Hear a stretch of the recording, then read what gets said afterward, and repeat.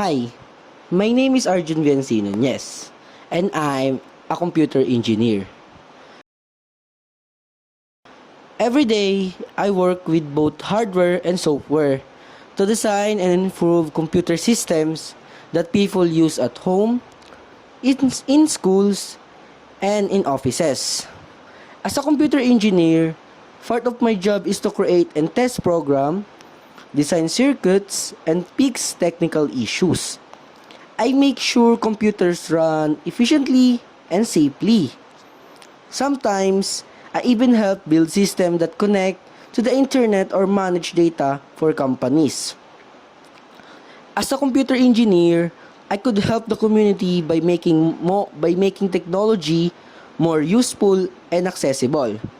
The programs and devices we develop help students learn online and families stay connected even from far away. Being a computer engineer means solving problems, creating innovations, and improving lives through technology. And I'm Arjun Viancino, yes. I'm proud to be part of a profession that builds the future.